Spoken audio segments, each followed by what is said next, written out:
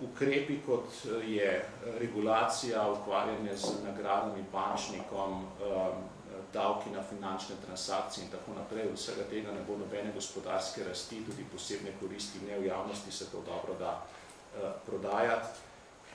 Tisto, kar je pa seveda ključno, pa je, ali lahko dosegamo globalno konkurenčnost ali ne, tako kot se za to bori Nemčija.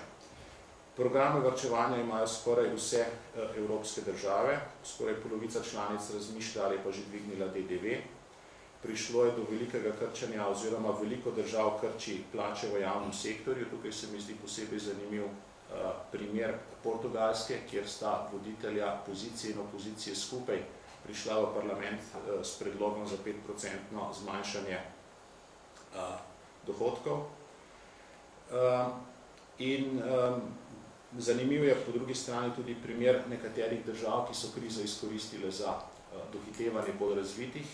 Med njima izstopata Poljska in Češka. Za nas sta zanimivi tudi zato, ker nam nekako dihata za ovratnik pri tem dohitevanju evropskega povprečja. Češka zdaj za Slovenijo zaostaja samo še za 6 odstotnih točk. Poljski primer je zanimiv zato, ker so pravzaprav se krize lotili brez vsakega stimulacijskega paketa.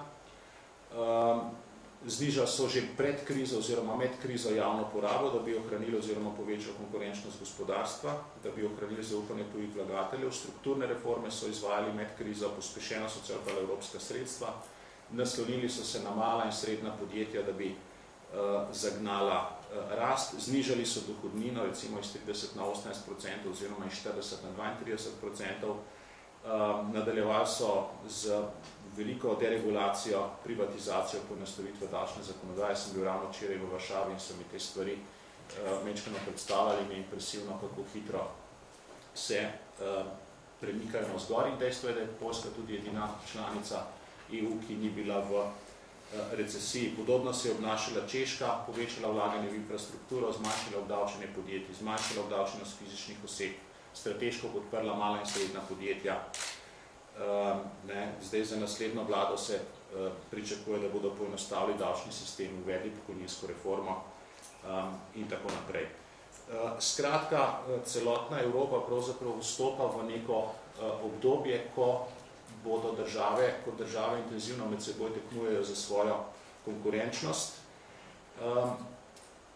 Se je fino imeti neko ekonomsko vlado oziroma uveljavljati pakt stabilnosti, tudi več regulacije, boljše regulacije ne more škoditi, tudi varčevanje je v redu, ampak bistveno je, da nič od tega ne prinaša novih dobičkov, ne ustvarja nove dodane vrednosti, ne odpira delovnih mest, ne ustvarja gospodarske rasti. Zato so tisti ključni problemi, pred katerimi je celotno evropsko gospodarstvo, pa tudi slovensko, to, da bo treba ostreje med seboj tekmovati.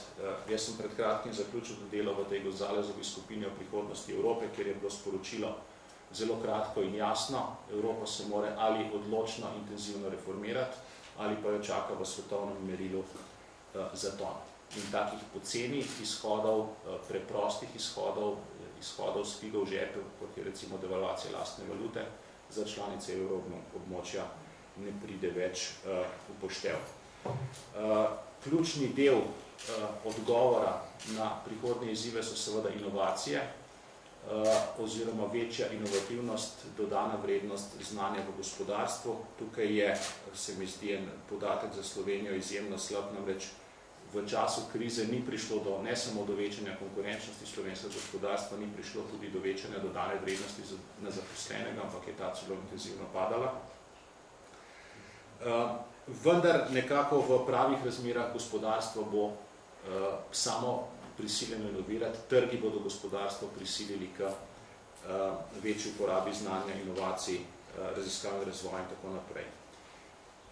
Tista ključna rezerva, ki jo ima cela Evropa in ki jo ima verjetno Slovenija še več, so pa inovacije oziroma prestrukturiranje reforme v javnem sektorju, o čemer je tudi predsednik govoril.